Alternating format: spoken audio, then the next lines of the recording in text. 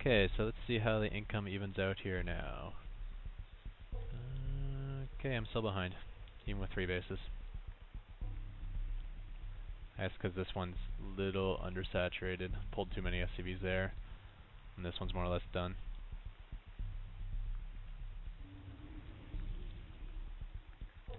I bet I got a bunch of mules stored up. No, I don't.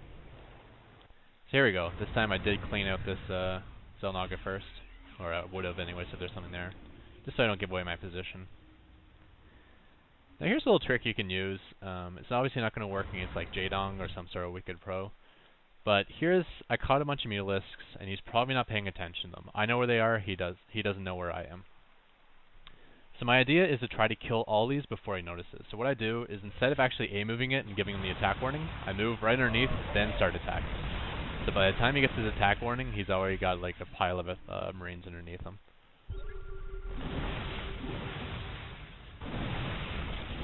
So I am checking for the burrow once more. Nothing burrowed there.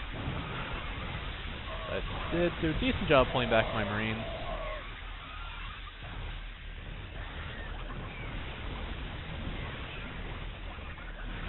Yeah, and Zerglings don't do a whole lot to Marauders that have 4 armor. They're only doing 1 damage per hit. Now, with no Marauders left, these Marines will not even dent these Ultralisks. But Ultras cannot kill Medivacs. So I just load up what I can, and then let's get the heck out of here. But the damage is done. I think I more or less won that battle, and I took out his expansion, and I even hurt some Ultras. So, win-win-win. They are only 1-1 at this moment. I think, yeah, we'll have 2-2 pretty soon, though.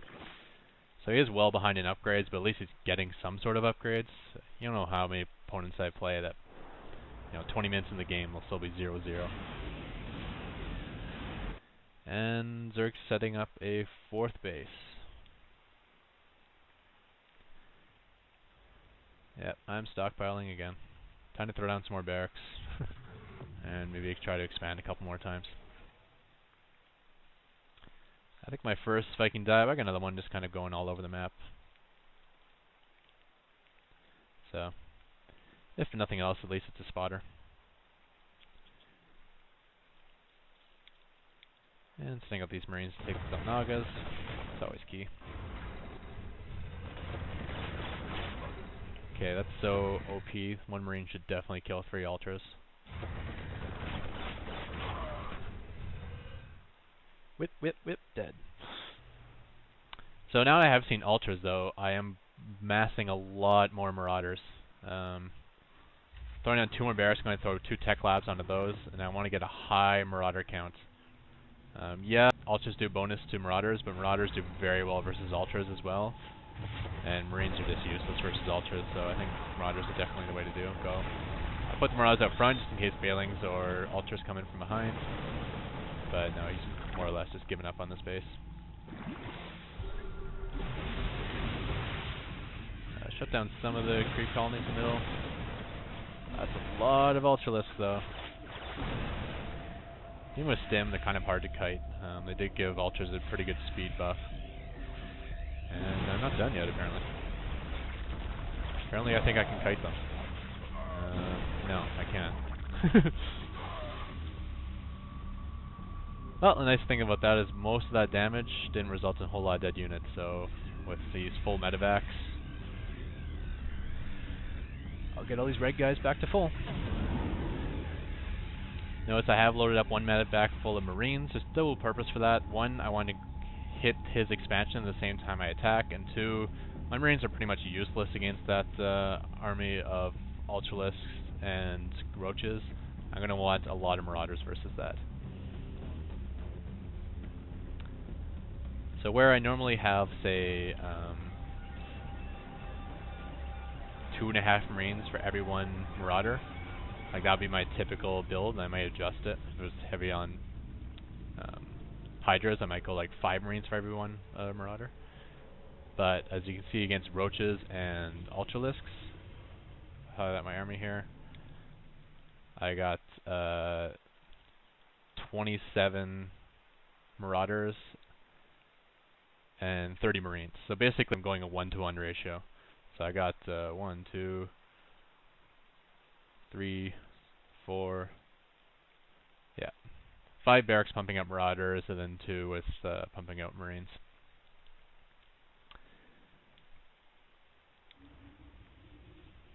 So just trying to time this battle right.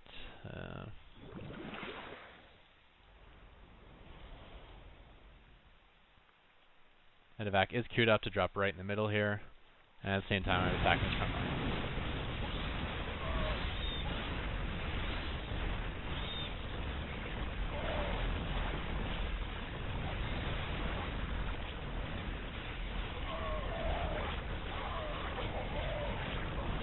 That one ultra sitting there with like 1 hit point for a long time.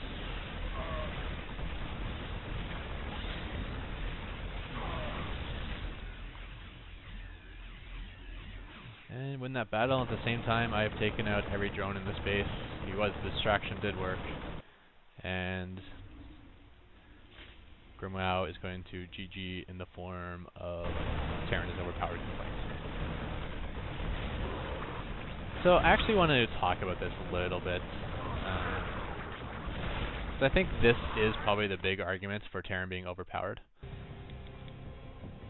Like, if we go to the army tab here, you know, we're both around... Sorry, let's get to the fight.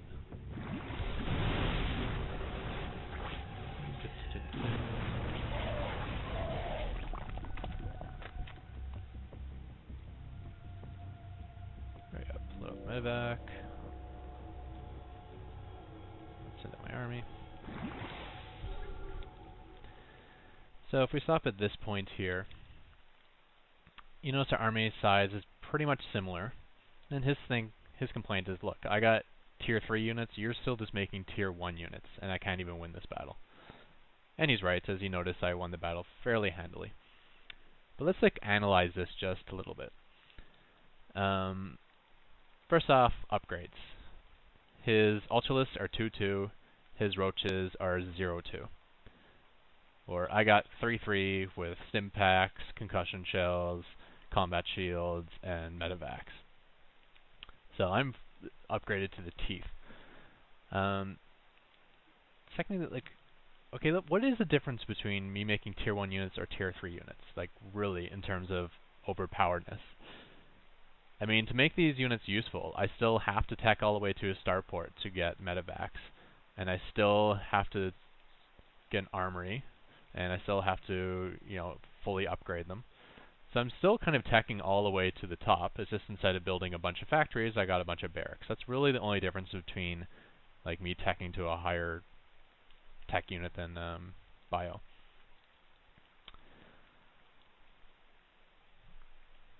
Okay, so I'm ahead in upgrades. And then if we look at the army itself, I mean, yeah, the cost of our armies are pretty similar. His costs about 700 more, 800 more gas. Mine costs about 500 more gold, which is basically nothing when you're talking about 180 armies. Now let's actually see the composition. I'm very heavy in Marauders, which countered armored units. He has only armored units. Roaches, which are like fodder for Marauders, and Ultralists, which Marauders do decently against as well. So in terms of composition of our forces, I think I got a big win there. And now another thing, all his Ultralists are in the back, all his Roaches are in the front. That doesn't make any sense at all. You want the Ultralists to tank, you want the Roaches to attack. So you got your tanks in the back, and you got your firepower with 0 upgrades on their attack damage. So let's see the beginning of this battle.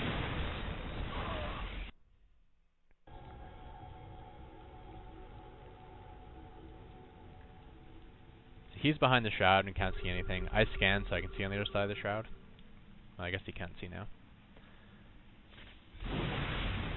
So I come in, and then now I get to pick on his Roaches with his Ultralists in the back. So if we stop right here, I think his first altar just took his first swing. So more or less he hasn't even attacked yet, and I've lost 1 supply of my force. He's lost 40 supply.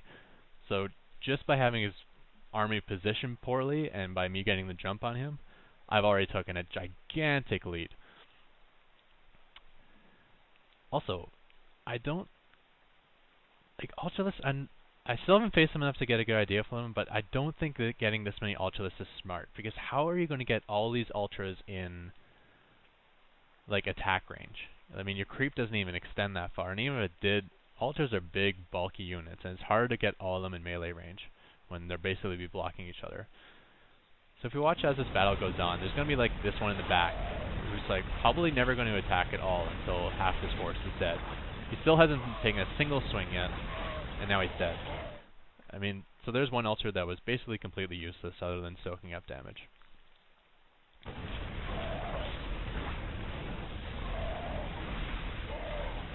So yeah, I had a little bit of a chat with this player afterwards, and I was trying to, you know, maybe you want to try this next time, maybe you want to try that. And basically his response to everything is like, you suck, Terran's overpowered, Blizzard's horrible.